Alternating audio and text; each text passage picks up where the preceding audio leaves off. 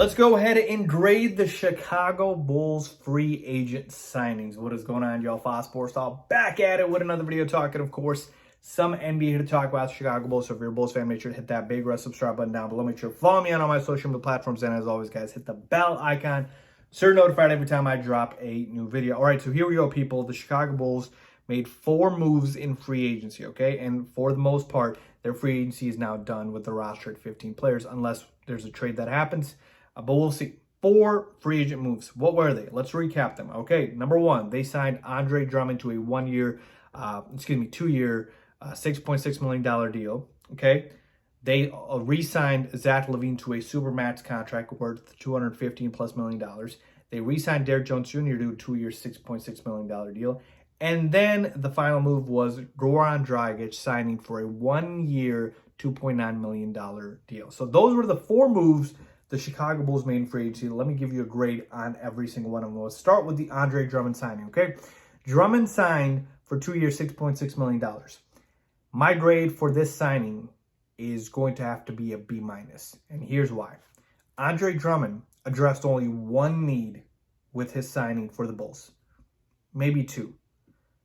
Rebounding, because he's a fantastic, phenomenal rebounder. And number 2, he is a backup center, better backup center than what we had last year with Tristan Thompson and Tony Bradley. Absolutely an upgrade. 2 things can be true, though. He can be better than any option we had last year for our backup center spot and still not be a great signing. And this is because of the fact that he does not address any of the weaknesses we had going into free agency, people, and that was interior defense and rim protection. Andre Drummond's a horrible defender. He is going to get cooked alive in pick-and-roll situations, just like he's been done in his career. And that's the problem here, because Vooch gets killed in pick-and-roll situations, and now his backup will do the same. Now, thankfully, Drummond's probably only going to play 12 to 15 minutes, but for the most part, people, he brings nothing else to the table besides being a big body and being a ferocious rebounder. So to me, I can't give it any higher than B-. I was thinking about giving it a C, but honestly, folks, there were so many other big men that I wanted instead of Andre Drummond. But it is a 2-year deal.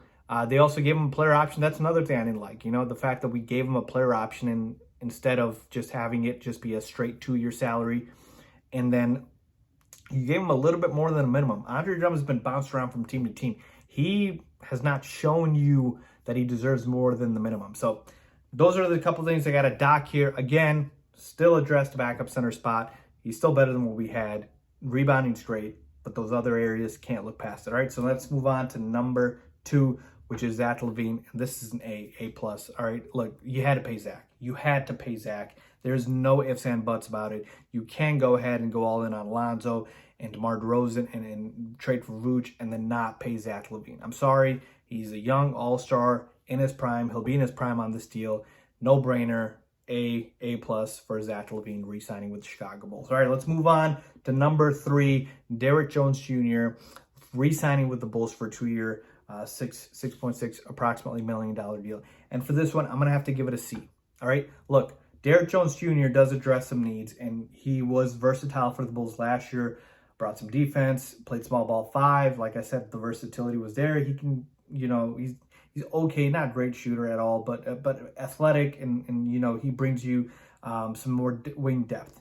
The problem I have here is I believe there were other options that were better than Derrick Jones Jr. So to me, that's where I would have rather them go out and get somebody else. But I will say, though, that at the price of the deal, I didn't mind it because it's a fairly cheap deal. $3 million a year for Derrick Jones Jr. I don't mind that. So maybe I'll bump it up to a B- as well, but C+, B- around that range is what I would give the Derrick Jones Jr. signing, okay? He does bring some wing depth off the bench, but I thought there were better options.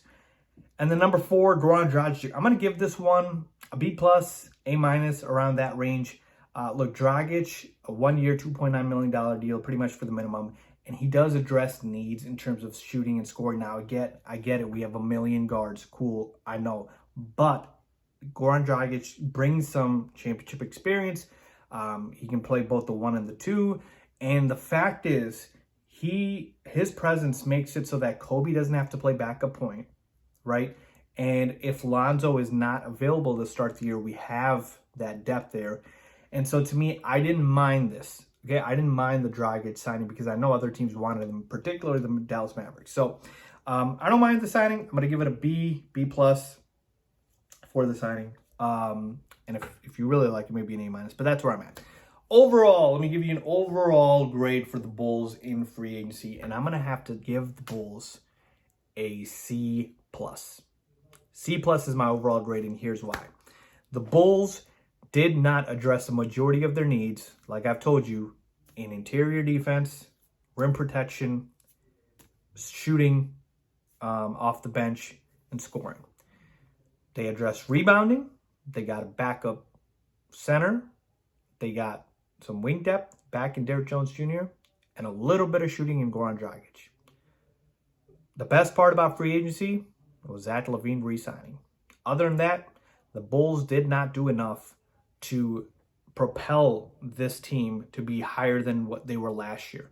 Like, I don't feel comfortable in saying the Bulls are going to get past the first round next year with this roster because there weren't any major upgrades. Other teams in the East got better. The Bucks re-signed Bobby Portis, signed Joe Ingles. The Sixers signed PJ Tucker, Daniel House.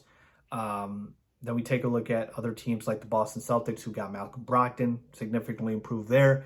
Like, other teams in the East got better. The Bulls did not do enough with this roster, I believe, to say that they deserve anything better than a C plus. So that's where I'm at, people. Let me know what you guys think. What is your grade for the Bulls free agency? Leave a comment down below, as always.